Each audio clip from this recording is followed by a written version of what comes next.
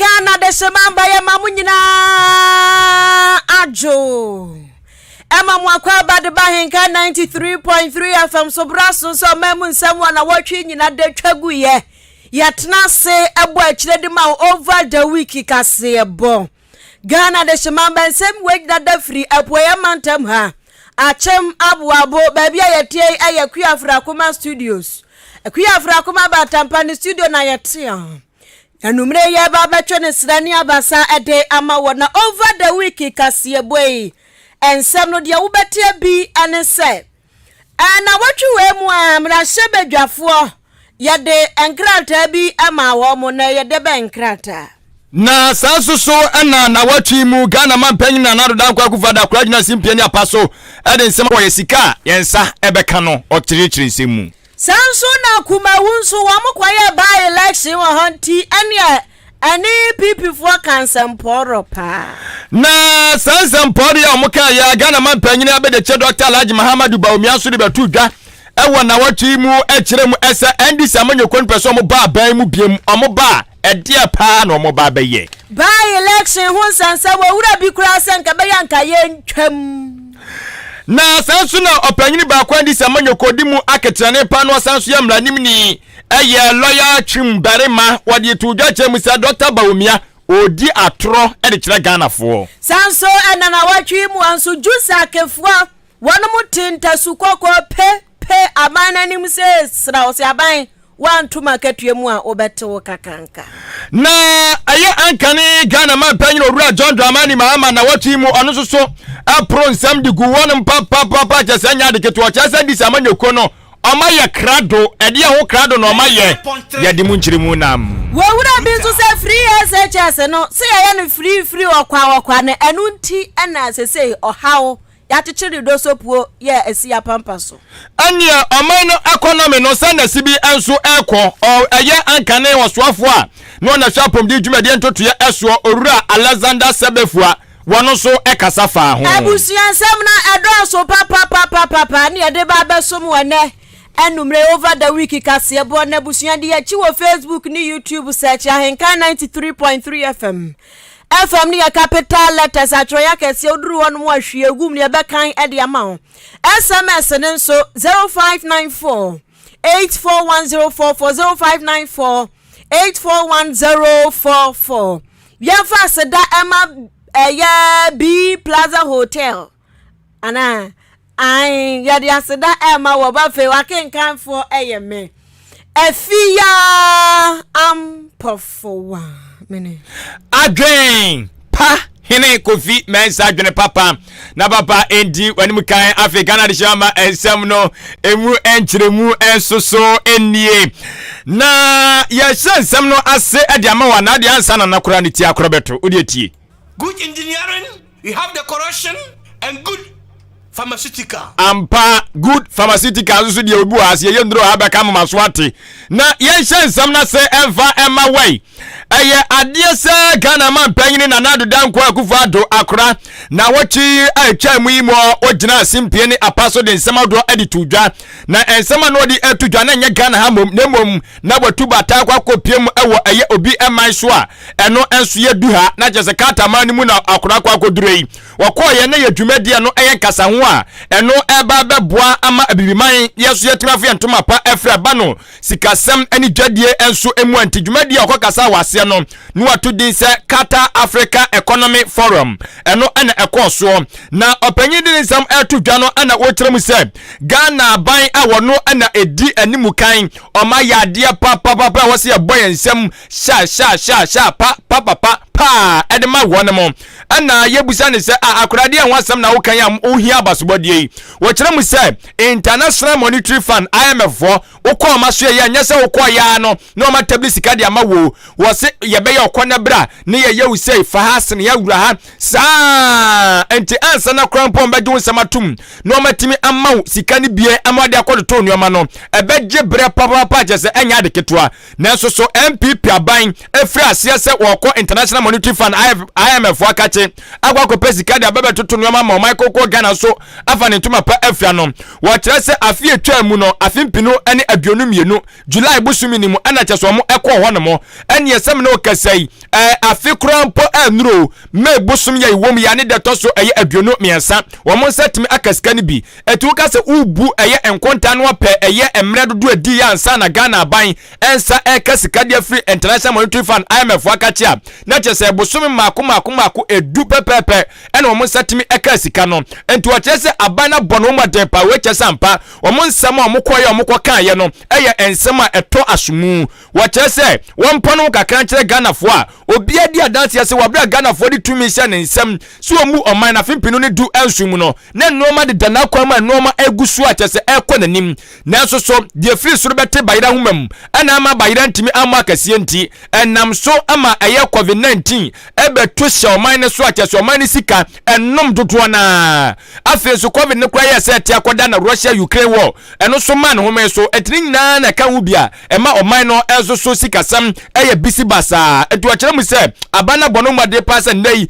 eye America dollars no 3 billion yen setimi eba beka ne etimi de di eye dwumadi a esombo. Before the COVID pandemic, the Ghanaian economy had achieved macroeconomic stability and was in the process of rapid growth. Come the COVID-19 pandemic, followed, of course, by the Russia-Ukraine disaster. I don't think we can call it any other way. It had a tremendous impact on our economy. Suddenly, we were facing major challenges on our balance of payments. Our currency went into a steep decline. Interest rates went out of the window, inflation,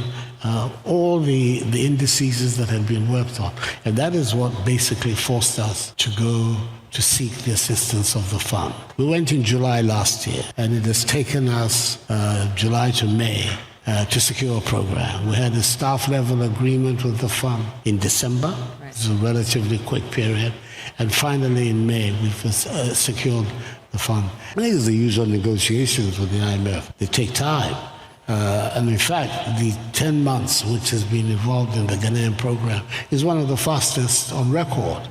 Ahenkan FM. Na tese ushema ebrebi akekema nkofo kokko wonyina de gunsani na atimisa aban we dia no de wokọ ne saka ne ntam so kra wei Ghana man panyini His Excellency Nana Adodankwa Akufo-Addo ena wotene kana watwi mu okopie mu enso ewokata ensem ahodo de tudwa no ebi ne amawaso atie na wosa IMF dwumadi ahihye enwa no ena opanyini ba konso a aban atie adwaso yi wono eye kasamafo ba no amamuo ene ahobambo dwumadi entotoya eso a ento ye government spokesperson on governance and security eye Owura Paul Grave Boakye Dankwa ena ono soso adibi eto Nana Adodankwa Akufo-Addo so tell me say ampa akra asam na waka de no na international monetary fund ban ekoye no wo se ya de se ebeboa pa ya genkwa a che se eba be hwe agi sabi kafra cho eye wo mu asabi woni bie ahun eba beji wonom kwa pa omu a sabi mpraduasa kakra krom be di kura ho aye denen na se umobrofo no eba be hwe aboa me no matimi enso akonkan pa na otoso biem kire mu se kasa sikai yansantimi anka ene yakoman chese kamanfo kombe de yanomfo baba ma jese enya sem ketwa etetire ni mu na chese kiyesi ne kwan so ano no etu kire mu se eye IMF ne de eyade papa ba beboa amasika sematime gina brand enam so ama sabi mobro wafo so atimi enso anam so atede no ebi. The IMF is in this country primarily for a number of reasons. There are 6 key indicators that we are looking to achieve. I mean, beyond our balance of budget statement reviews, we're looking into ensuring that our debts become sustainable over the long haul. So that's one of our key major focus for the IMF program. The second really is for fiscal consolidation, a number of our projects that we do in country economically. The third is to strengthen our monetary and exchange rate policies. You'll recall sometime as of last year, our cedi was depreciating and the exchange rate was escalating in the hours. Now, the exchange rate has become credibly stable and stabilized. The Ghanaian cedi is appreciated very significantly against the global trading US Forex. And so the goal is to ensure that we strengthen the monetary and exchange rate policies. The fourth really is to continue our efforts in building stronger financial institutions in the country. The fifth for us is to make sure that we have strong macro-critical structural reform. So the IMF program has come in to protect the lives and livelihood of the vulnerable and the poor people. Ahenkan FM. Ghana Rishimama opanyina wote ne nkra wono na wo eye abaye tisue woye kasamafo ba na mamuo ene obambo ensem ensusu emu a government spokesperson on governance and security eye Owura Prograve Boache Dankwa IMF ho nhyehyeye ene se de sibi ekọ na watwi mu de todwa ene amo aso ate no Abusua ma yenkwa yanimu na watwi we mu anso no enkrata bi free Ghana Emra Shebedwafie ebaye na nkrata na nsem ewom wonie. Womuso womu gina Ghana yama mra ne so standing order 37 so ye no ya Emra Shebedwafo enjuma hudura eni womo ekoba eni ensama hudura eni womo koba nyina no ya no orders ti womu gina order 37 so aka kire Emra Shebedwafo nyina se Wamu ensuo no amukoye na ye gallon na ye ma ankura na ye manti wo munya ensuo ni koda fe ebre sefata mu omumbra adwuma wei eye piemu a wo Ghana Mrashebedwafie right honorable Ahenkan Kasiebo Bagbin na ede ne nsasi di bu pampan e ka kire omu se yade se enyoma adododo mu dinti sese no akwama na wo makono nyame ya domo a ebenada Eye June boso me da toso ensia ewa afimpinu ene adronu miensam wo omuntwa so na afei omumbra Mrashebedwafie se ne be ya Mrashebedwafie nsu dwumadi ahodro no ebekoso was ode tudwa biema no wo kirem se wase ode time ka ho enu nti wo ka kirem se anapa no nduken wo ye Mrashebedwani a bra na break no muntwa so na fe muntototo nioma eye wase parliament house no so mu rafi baabi a wa ka kire wo se e won krampumpuni mantamu enu ntinyame ya dom a 6th June 2023 wa mombra emecho madwuma ase na break no ya kwanawie ye enkrata ya eba ye eba na no 16th May 2023 ene ba ye nipa ne nsasha ase right honorable Ahenkan Kasiebo Sumana Bagbin. Ahenkan FM. Ma yanko ye nanimu a yate asim ewo eye amanwosam ensuso emu na watwi mu amanwosam ensam aprugu fom ebi ena ja yesanso ebebo akire ede ama wei na ayade se na watwi atwamu na cheseja okopiemu awokumawu abato so na chese na adaje ne aposo kra sanse na adehye no mo mani abrese krodom wonum no Philip Baswa na enwo akwakohia ese wonum ehwe na wonum to aba eyi na namsini etia no ho abato no ntina chese edom agitwi ekogu won man chese nya de keto amanyoko eye MPP na NDC af independent candidate for mienu na wonum nyina ka ho ebiti nipa mako enan na wonum egina ye na ansa na kra na abato adwumadie baba so no na MPP amanyoko no ade hye do na ne Ghana man panyini akro no agasa kobi na be de che Dr. Baumia kobi MPP amanyoko no twetwefo panyi Justin Fimpo kodua no so hobi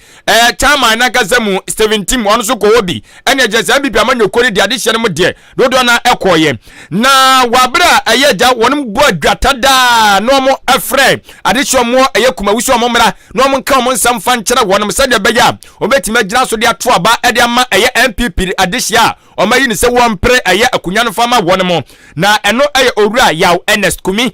na dabi Owura Yaw Ernest Yaw enimom kafra na Dr. Baumia gina simpie ne apaso se adwumadi na se no de tudwa kyerem se watete ese NDC amanyoko no mo kyerem se mo sa peso mo ba mu biem na wotem se ba mu mo ba no ba be yedai waso no de onima ne se NDC amanyoko de ti twa ene ye omo de na yetu abani eso mo hwa abaso kwa na bi ma gya konum ti eto ogidie pa se Ghana fo nim no mbo mu muso to abade ma NDC a omo kwatra ban kase ma ti no mbo ka omo na to so no matutwa na air condition bo mo papa omo jada nya adwuma ho pa bia na MP NDC amanyoko no so gbogbo ma sabi mpreduasa won jada hunim die bia wonum ekura ometim dia toto oman no ama oman atimi enso akona nim ti obetimi agaze sabi kafra jo preduasa o wonum ye tibon koso omunim je enti ehun nya kura se Ghana fo kura bebo mu tiri mu poda biara da so om koto santene no makoto abade amandisi amanyoko no na woto ne kasa yeso ne wasase kumawufo ne se wonum hwe na omunya MPP akoma so ade sede mfama wonum se ometo aba ade amanipa MPP amanyoko de ne ba no eye owura Ernest yaw enim said de be ono so betimi ahwe no aboa prempuntu nyuma e de amade hye omwo eye kumawu for petrol platform enyasa depreciation no said na cost no platform enyasa inflation no platform enyasa we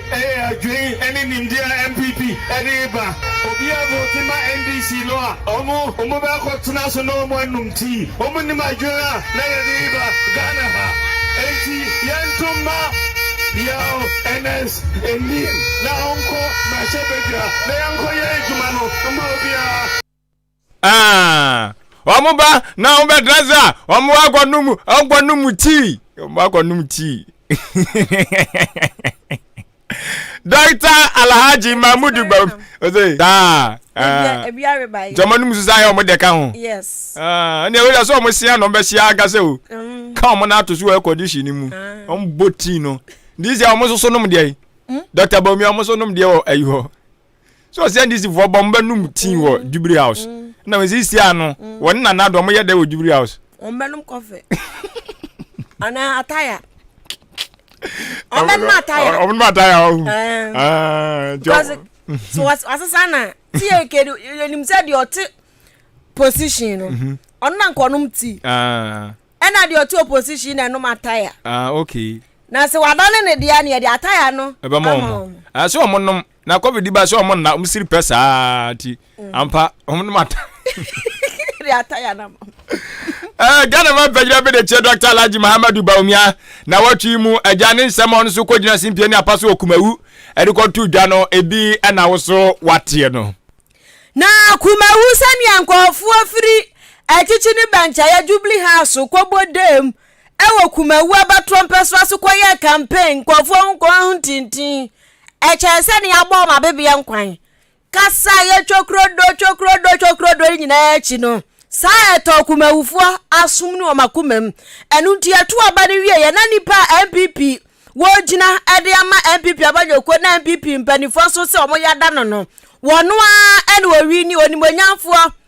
NS yaw anim ono a na fai ene emaburu na ni je papa na no muo ye bo ni di se papa wawi ni o wasemo ma me mic me improve me mu se me gina mani mu ana me da ma se papa se mato abade bum ade ama me wo kire ni nsem no se abaya mato ama ne bumi wulampoa wo ba ba hwe se kumawu be fa ne to ma papa afra na wo magina sa kumawu abato ne so akọ manim apre atu America se 2024 abato ne so ebe kwadiama NPP amanyoko no osikofo bi keke ene ya be by election ti ene ye akwayu o makwan ene kumawufu o makwanfo ne akwaye by election ti obu pe vote wo so na sa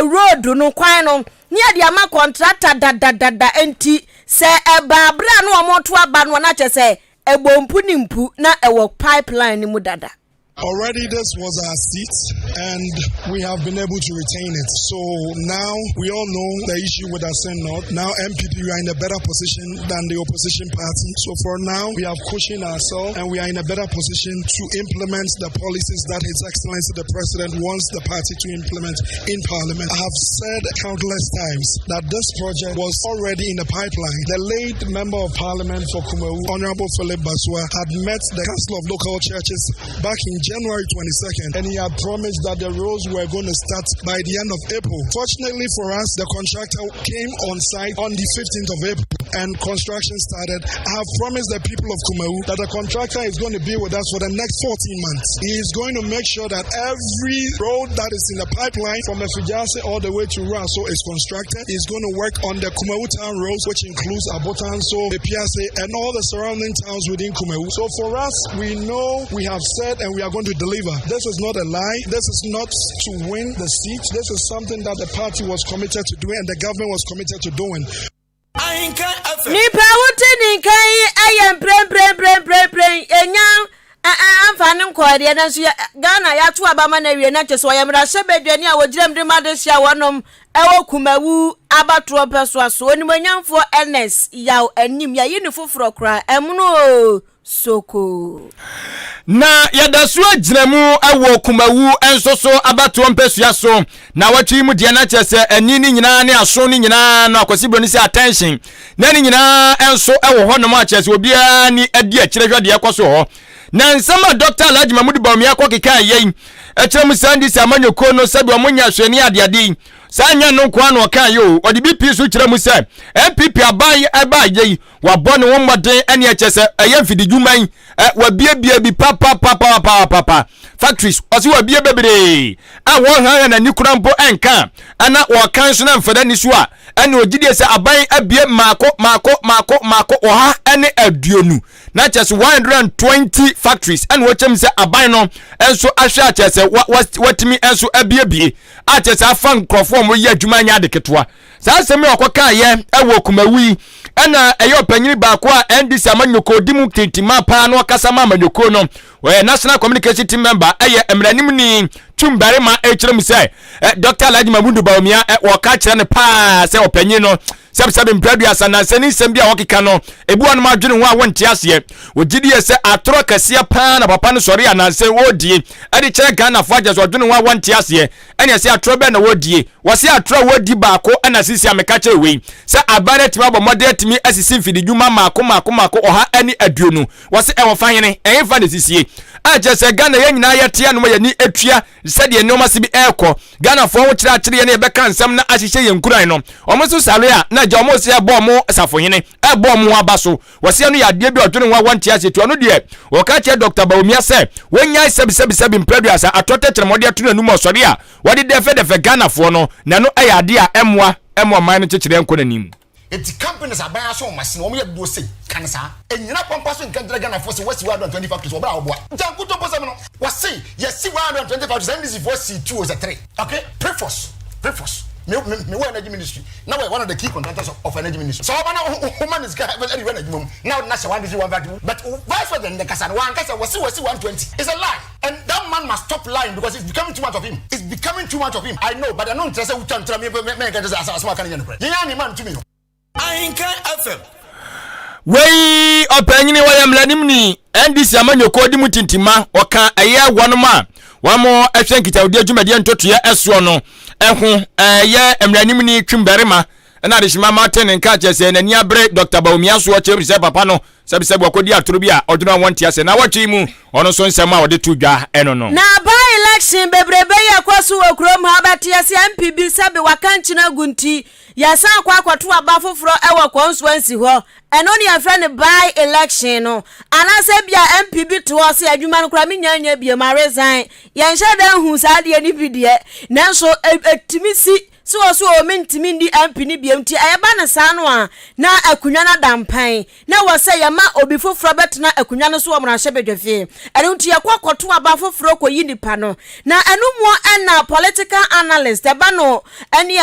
kan say politics amanyosem wo kwadiri mu papa kwadiri mu ekatsa kana dwene owura owusu ajaben wo se by election na ye ha ye ho sa tabiri sika nyasa bi sika ketwa sika ho ha ni ya akwa by election ho na wo kwakwacha nkukọ akwacha nkọ fama akwacha mo one cup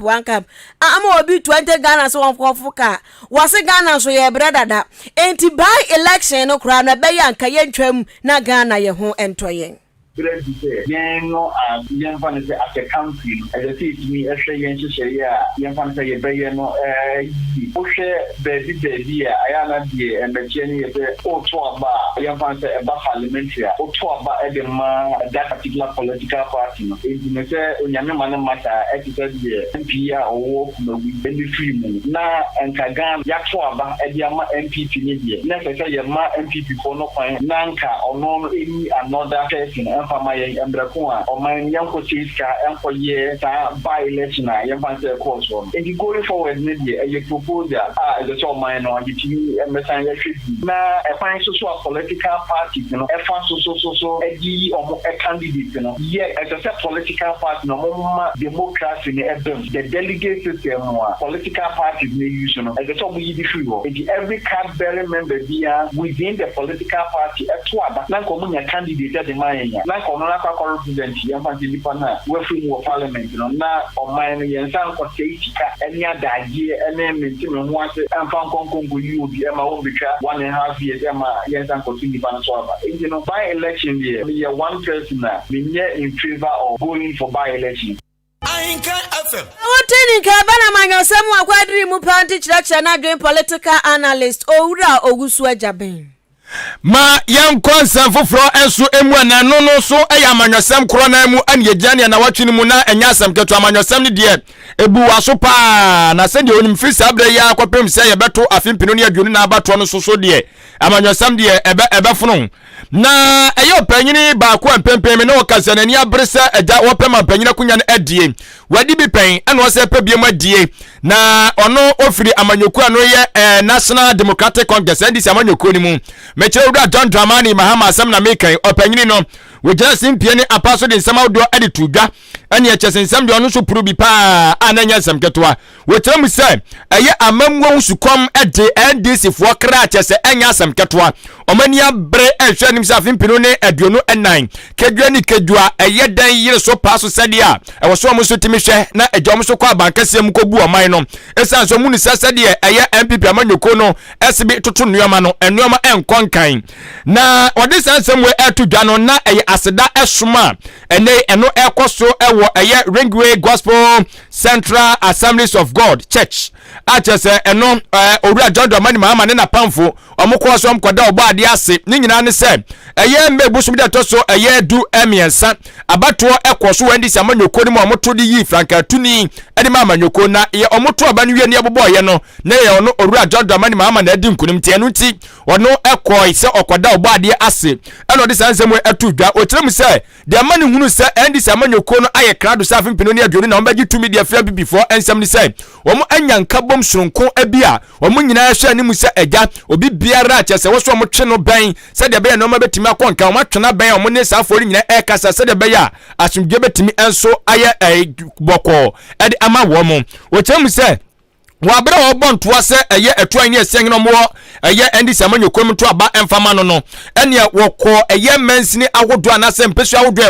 ewo makoko ganam no nyina eye ahanu ene eye duoson enum 275 constituencies no woso okọ ba bia no okọ ye soso no unhu se de ndi sifo na mekase betie ene adeade a afempino ne aduonu nan ebe yesen gege no. Many people had said we don't need to waste resources so that we can apply those resources to the main election, and so I should be allowed to go unopposed and all that. And that's why when I gave my acceptance speech, I thanked my opponent, I thanked Dr. Dufo, and I thanked Mayor Kojobonsu for participating in the primaries, even though Dr. Dufo withdrew at the last minute when he saw that, I mean, it was going to be a tsunami. So, but if he hadn't filed and he was unopposed, it would not have compelled us to do the rounds that we did. And when we did those rounds and I saw our delegates and the excitement and the passion with which they came to the events that we went to, I think that exercise in going round really helped the party, because it had shaken the base of the party and prepared the party and made it ready for what we're going to confront in 2024. And so we thank God again for that. Our colleagues participated in the primaries. Ene awuti ye ankane Ghana ma panyini pepe de oye Franka Tuni ede ema National Democratic Congress NDC amanyoko no afimpino ne aduonu enan abatoa eda yanim ensoso emu Owura John Dramani Mahama ensoso ene na wotie na wochi mu ne die no no Judicial Service Staff Association of Ghana JUSAC fonso na no wukua da mebo some ne da na toso aduonu na wafempinu ne aduonu miensa mu a wo mo de nkrata ba bonte na nkrata nansa na na eba no enye mu di kan kwhye kukua mu ye bese yanko ana yenya o chale yanko ade ne yanko yanko ankofu mu tua eko enye mu di nkoma pa e wodan ni mu na yanko mra no ade ne ko wie safe yante pente kwati atua kira banwe na banwe na me se onpe boko pegidi piti madam fu be se peja eno no wope eno nti yanko ne ku enti ane omde nkrata babonten se ade chi Thursday no a wonom ati atua ewo krom ha ajagefo nkotena jamu enkonko di asem dia eno nti national president Edimekuei Owura Samuel Afote Otu en wode kokobon sem ne ba so mukọ nkunyasie no ni akwasie ni nti ane ajagefo nyina fa asege obi akotena ne fie atena anum tea anum sobolo atwen sa aban no obeye nadwene eyie wo kyerɛkyerɛ mu so omo de omo kwa mahomegiem saban no omo kwa mahomegiem na ban no so ontua omoka wonfa ensika de binkika omaketua ho na no nti omo kwa mahomegiem ba for so premature de a ene omo bekwa akotena fie na so fie no omo kwa akotena no kwafo bi de omo betimi akwa adwuma ene security wache de ewo so akotena no woto de torch ne hwehwehwe kota wodro obi ankonko wi ahwe nti wo mo de omo betimi akwa no omo kwa so a ma obi ambam se me ba bedi masem sansa ajagefo eni ho ensem no wo kyerɛkyerɛ mu se by this declaration of right, all staff of the service are immediately unless and until the President of Ghana complies with Article 149 by approving and paying our salaries with all areas of January to date. All staff are also to know the following. The security men and women are to stay at post, but make sure that all entrances to the court and other offices are allowed to prevent entry into the court or any premises of the service. All drivers are directed to hand over their official vehicles in the afternoon to the transport department. No driver shall drive any office vehicle or any officer or any jet during the period of the crime. No court register. I repeat, no court register. If any member is inflicted with any injustice in this court, we shall deal it as all members have been inflicted. Consequently, we shall respond in equal proportion.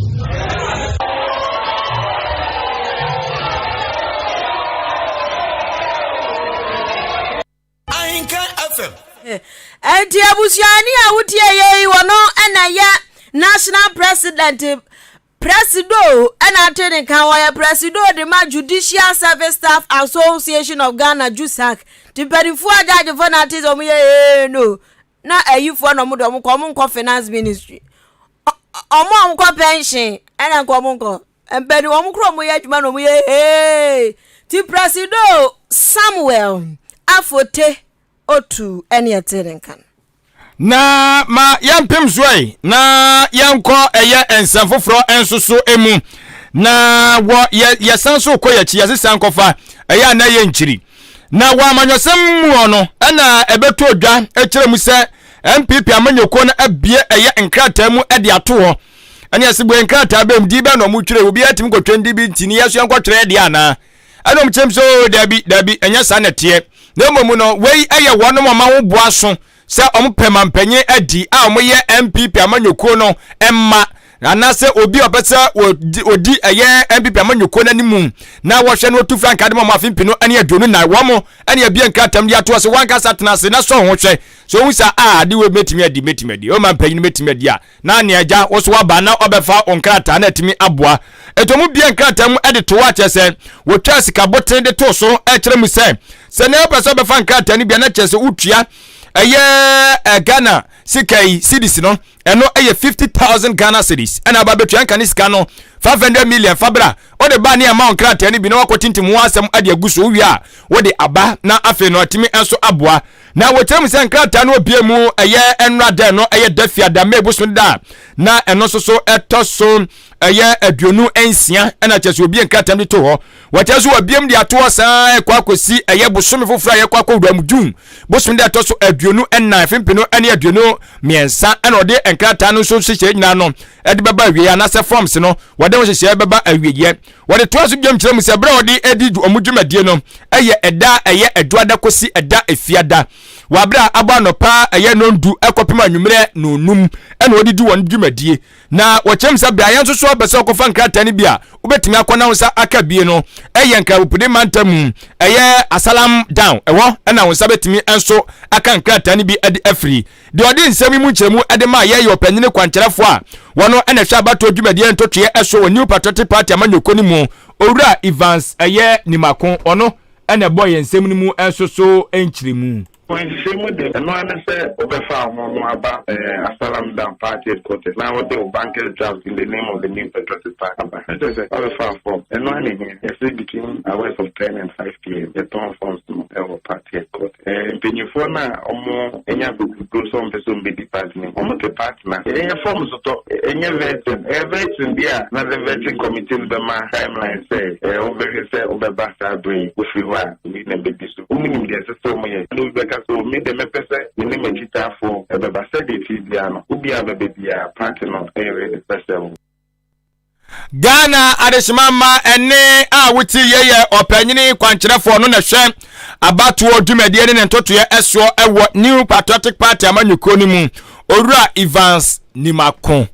Yankwa yanim ewa enumre nonsia Ahenkan Kasiebo no emu over the week Kasiebo enono na owura bakwa akopiemu ewo Andrews University ewo US abrochiman ni mu eho na odi ninkui ye associate professor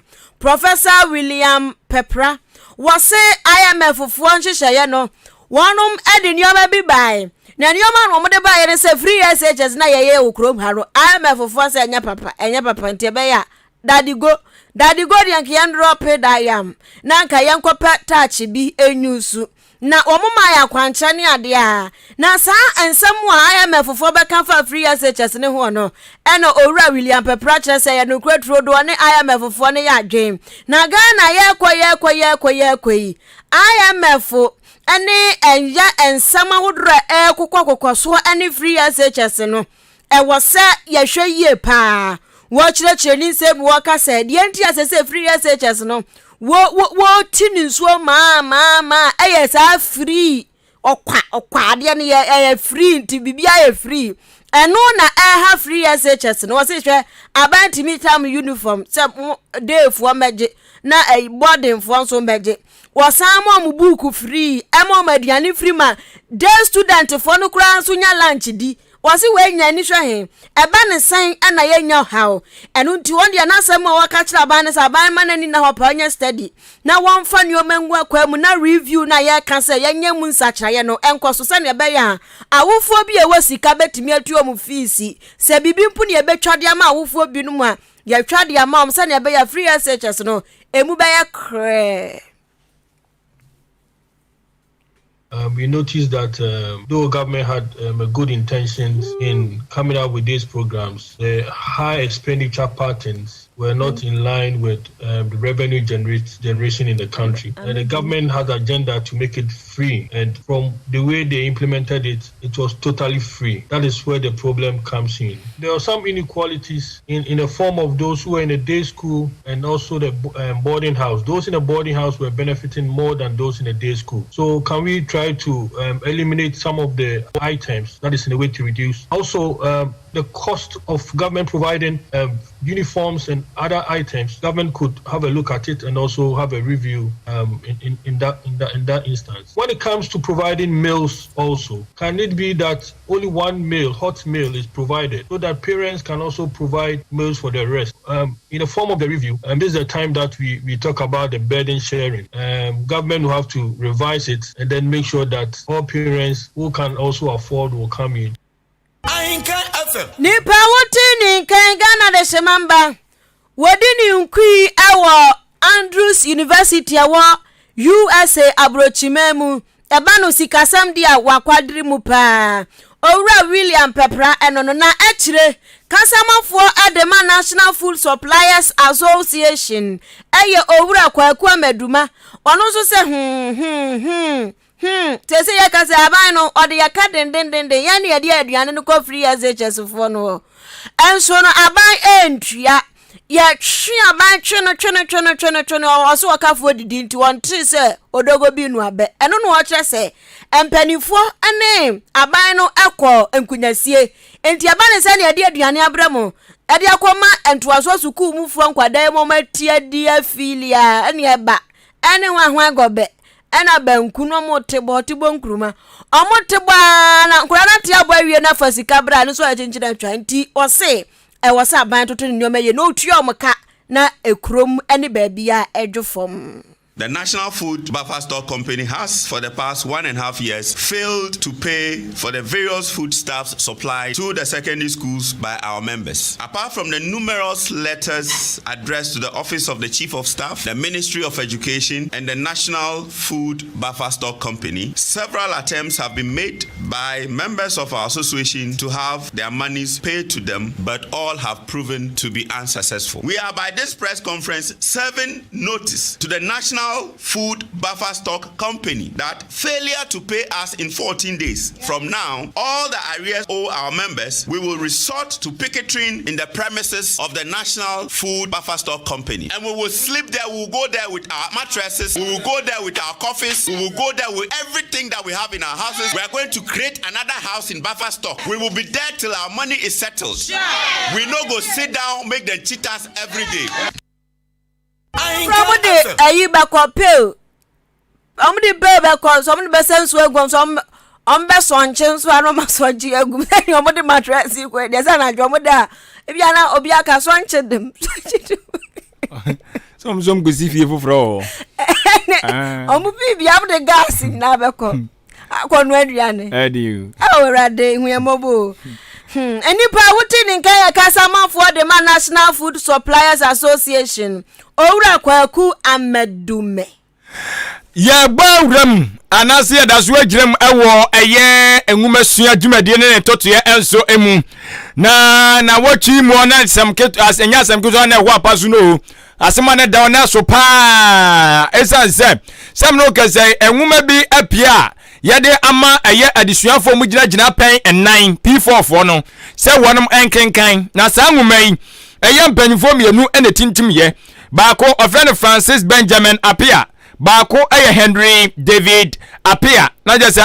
Apia fo mienu ene makoti ntim za eye enwuma yi ade abase afama emofra mu gina pen no eye en9 se wonom ensua na enwuma no wokenkan koduru baabia na wochemu se osiase Kristosom krampo a sebi mpraduasa eka ho bi eno oman konko Ghana ebofom ohia edokoro aye adehye nom afi krampo no esanso ka baabi eso kire se Kristosom na se aye nyamesom kran so ka ho bi ana enam so a ama enei entokwan ketenkete so ehye ye ho a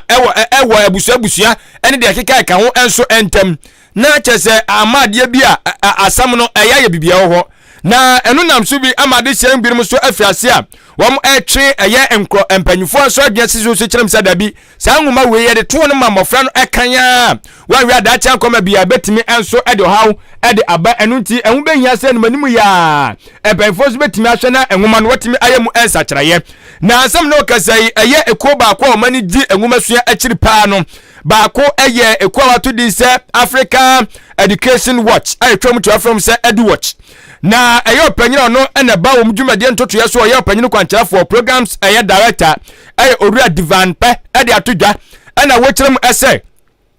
wasa nwuma ya aba montene eso no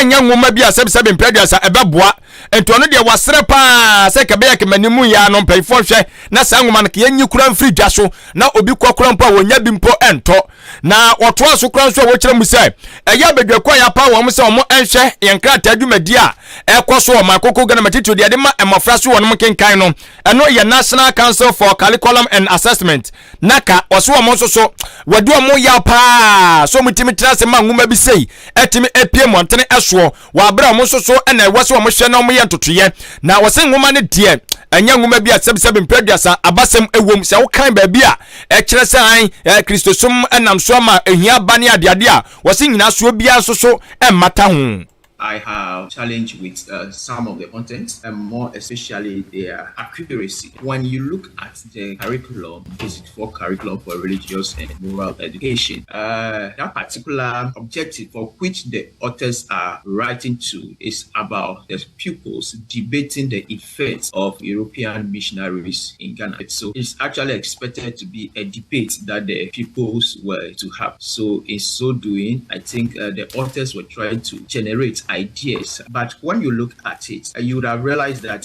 some of the issues that they mention over there are inaccurate. For instance, if you say religion is a major cause of physical conflicts and doctrinal disputes in Ghana, that is inaccurate. So, because in Ghana we are not having any physical conflicts when it comes to religion. I think Ghana has been started as one of the most peaceful countries, and because of the religious tolerance. And then also, if you look at the Christianity has led to an increased poverty. There is no fact in that too. So if you promote this in textbooks for people to learn, then it is refuting that particular reality in the country. I feel strongly that the authors did quite poor job.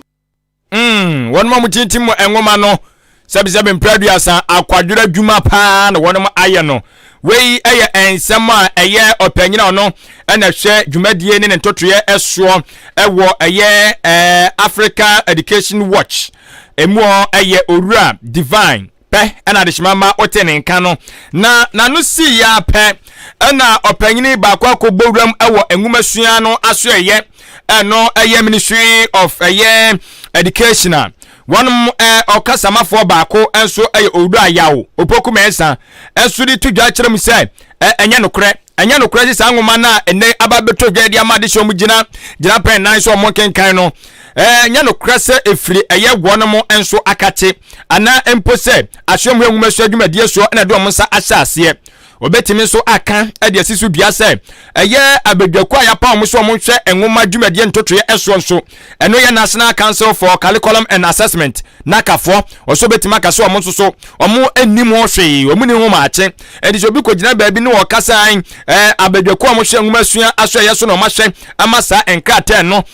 apie montre so a emofra no ekenkan o mana ba wo chese no so no kore bia enim. From the ministry angle and with respect to NACA, the content that you provided is not what the approved content by the publisher is as we speak. The final document or the final approval which was given to the publisher to work on isn't what you displayed. So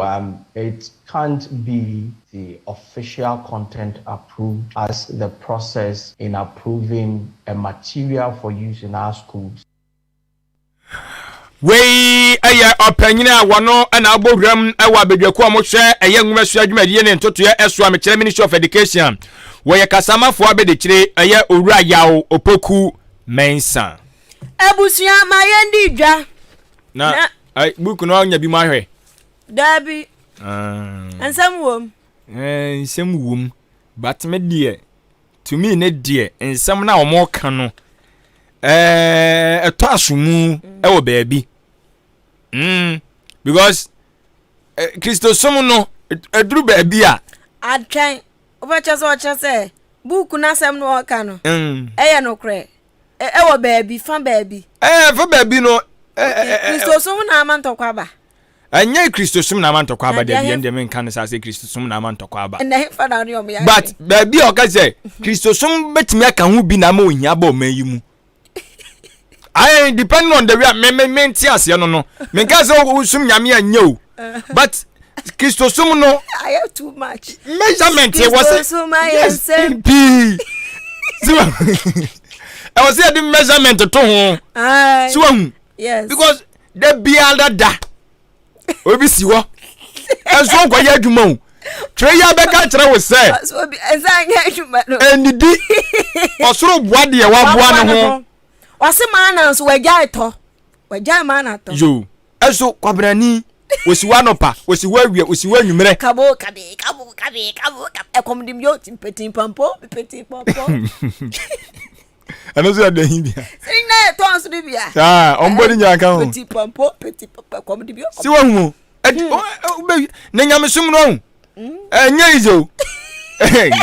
try na be ka try wan ka try say oh me wura fi baby a ewei on say sisi an Kristo mu no ye hwehwe sabi omo nsam obi oh ehwehwe ani mu abam na eno se kwa na ye se nya hwehwani mu o ka try ni mu anhye da nya hwehwani mu because omo na betimi abo ma asori na nyini si won enya no kre men sa theory ni nya adwen sa there be na se ntimi nso eskafo na be ma so mo can be support eskafo na be ma we na tintimu a enkyere se sikani yade a sofo ntimi nka oh enu de na sikani twempna wa asafo nim oh enu ni mom de na sofo atwi na ya den a oboa yen afia de me fan ko ho sa o but asori bia no ohia asikafo wo mu a krampo no ohia o helper yes ohia obi obeso nsa awura ti eno de no doubt si wahu na wono no wankoye adwuma ko benya sika da bi we nya adwuma ko benya sika asikafo no kwa nzo ono wo ba sorry Sunday na wawie o wawie odna se da bre nya gopon wawie ebia numere sumba akubu a wakobi na wo dia 24/7 that be every day adwenya so dodo dia na dozo abaifo no ahunhun fia dozo abaifo bia no so ti na agire mpaye na eri jiri o na wo kro ya wo bo mpaye ni wie no asa akoye de enye wo di jiri wan wa kwa market ko tubuom mama ne o se 10 cedis na ya ko jina so de dem ko bo mpaye se me kwa so de ti ho no ni o mo ya adwen media no dia ka ho because masa ukwa kwasi boni kroma o mani sikanim adwuma nim ukwa brochira obia so de akwen okwa sika wo ho ai bata ha se ya kwaduro yesi abaduwa etinchi anya bewo ana nsa anya adwuma bro nsa be bone pa njane enti because me ma so me ni adwuma ye na me chose David to poverty ni da adwen ejai poverty mi da ban anya buroni na so Bible de ba Ghana se buroni na ma ehunu emfa nse obi ye ne hu yakopɔ de ne anim bato na de som no bra ye mboa eno ono no isi akɔ no ma waye busy ye na dwuma obi abi adwuma ti sa wonsu sikanie asori die o betu so de ye ma ye ho kyere ya ma ohia ba ne se ye ne ye yesua trafo da bia de won toto abrofo no but ye hu sie system ne abrofo ne de ne nyepe o kana sa adwuma no wo pa kosi broni adwuma na ye but ono no wahye ne system no de ye na adwuma wo no ebia meka sei wo bibini no ansa na kosi broni na adwuma ba na wo adwuma ye wo hoda da na nipa do se na nwene kenten o ma jai se nipa do se na nwene kenten ade kenten ko so obiem si ase bit bi de kenten ko so wa ana wo ene bibusa ene ya yetimi enipa he na wahu so mo so kente siku ya no ye ja ye tia ti onkwania onyo bi to okwa ko to basket first ka won kunua ne no udisi meme na na kente na de ko ana edisi ayimu dem basket kama ntokro di dem si anu broni na this idea ne bai enti eni atu ya ni gu eno de ne de ne ba ne de no de ba so eno so wo ya ha enti e bebre ti ya akasa de e bebre ya nyamre Yesu media ba bi de anya pe adwene nya hye ene madodo ya se bia ya kwadwofo adwene on poto wonya hye se anu pa me hu video bi me we TikTok it says school me say sex for grade on be yeah sex for money free bonto on pa adwuma nye no de ne oba bi adwen ne say be manya pe na pe ne ha nyina da be ma so wonya hye o cherefo anu wo frɛ na yari asoma mo ba ha ba ye mo ba ha ba ye eti me tresi din na me ma me ya manu manchi pa ma me we besoa ensu pa wa besoa ja pa wa besoa me ma me akua bibi enwo already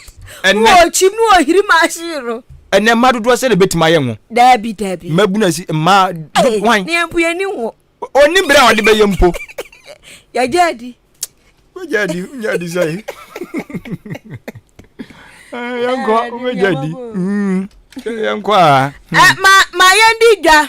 Na fe yanko Jubilee Hospital. Sa ho dodo abra na won sa yade lab wo ho, pharmacy wo ho. Enti sa hospital de bibia wo mu sa no a. Ya se ko lab ni a check odunsom. Sebe waja na mu. Etimi check hu yade kra etete wo. Na ya fa pharmacy ni so mo waduro pa anom. Oba wo fa ya fu antenanta. Oba bi opeso anyim bia fa ya fu afie mu. Let me see your hands. Media na to adwene ya asesa. Timu amuda so gina mu no. Mu peja mu nsa na ye nhwa de. Enti antenanta no peja nsa de abeso betomu se krom a ya akọ na wonom enshow kama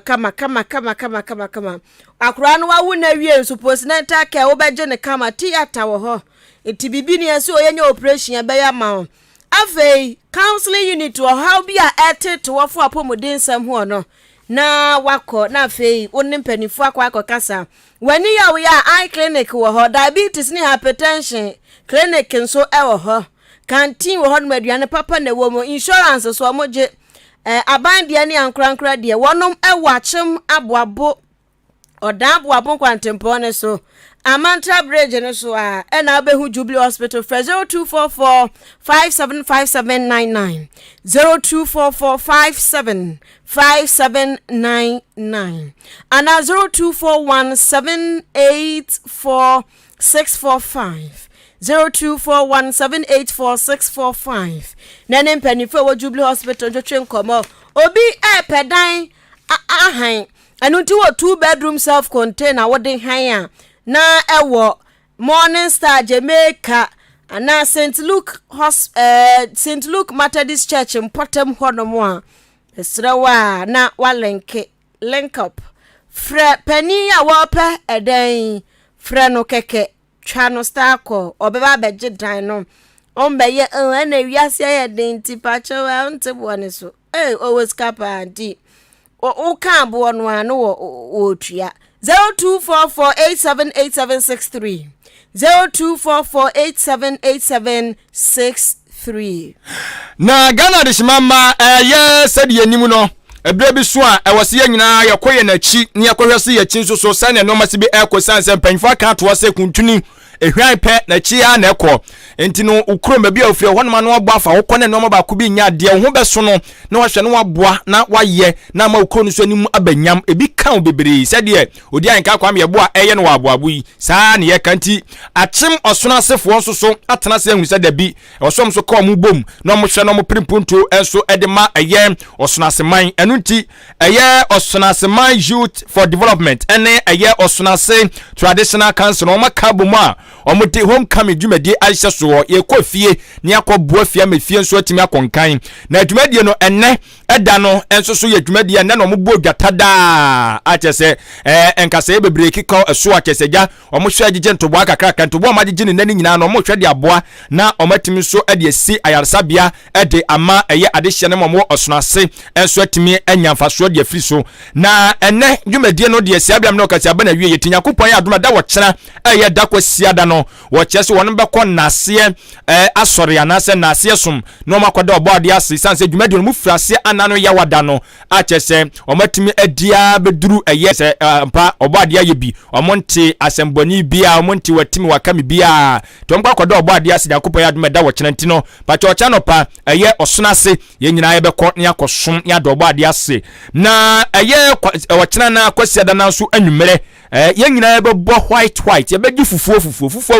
to so abofo no ba be sra nyambo okyena ti wan hye fufuo a oba nwosra no nya bi ne ye gye eye osono sempatam nyina boso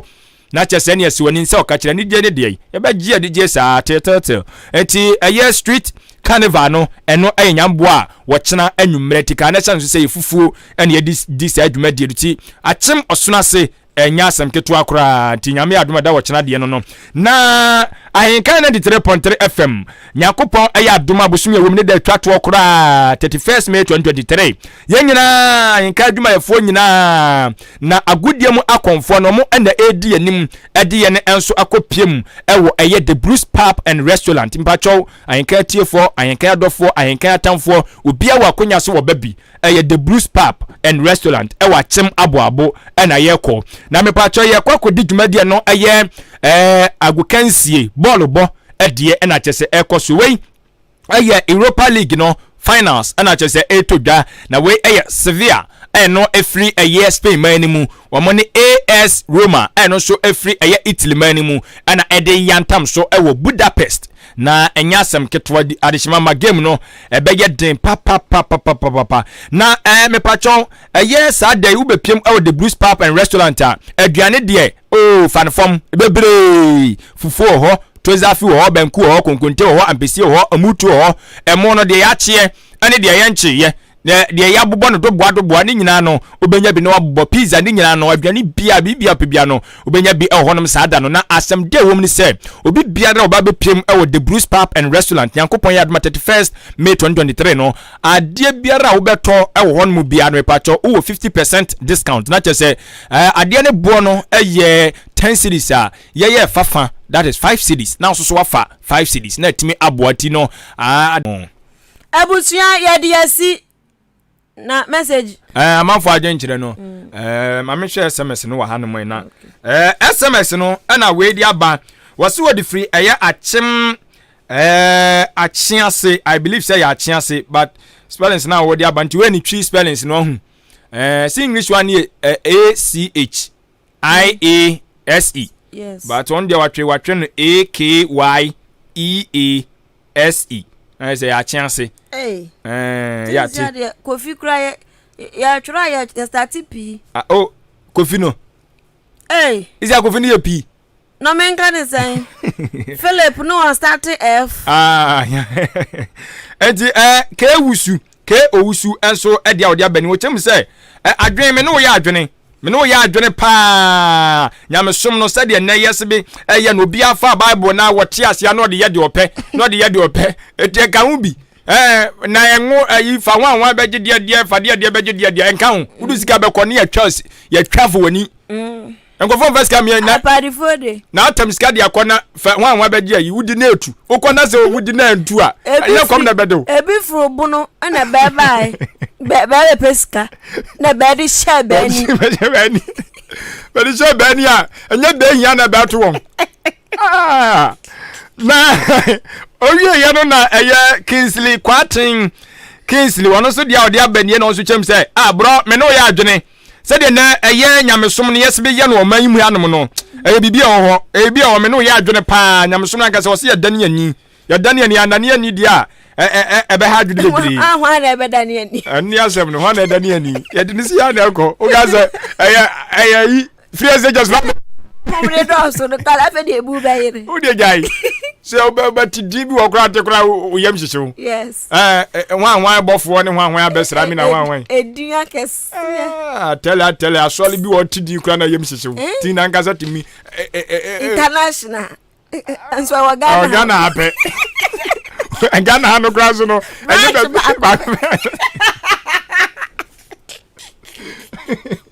you say international one national and I borofu na you do be dey ase Ghana na your problem of borofu wo obitimi ka borofu bi wo ka se wo kyerem pepepe se dey tia wotimi se number bi kula international intercountry interregion so we interbranch yankwa amafo sajentro ba Facebook pa yem fanje ye bena nya yobe ye konti wa de ba Facebook de da munyina mase tawo se ve ye da mase bebre nya minshira mo na woto se ne ba ne akenkan enso e de amamo se bibia ni on dabi ne ya mama wa wisa okay ye ti akua ba pa me chia no ama busuan hyeden meso me ma me Joyce so metene nka che asene metene nka che Joyce ni ayi ankribu na school boy meti o nka che na se ma boko mentena fie o tena fie adwendwen be bibiri ya mpase Ghana de shimama hana brama kwan ama eye over the week Kasiebo de besom mo no na wotwe atwa mu no ensema wo de besom adwada kosi fiada ene eboabo ani nyina no asemufo agina tentena wo soni mu bi ene de ebesom wei na asede ko de amakwame asante na daroma ene o ma wo hwe wo Facebook live YouTube live social media and sinu nyina so wote yanka na ye na daroma owura biliman so ehwe sede be ya so wa wutie Kasiebo no obeti bibia kama na timi enso aboa aboafo nkae na nyina so yadamu nyina mo so ase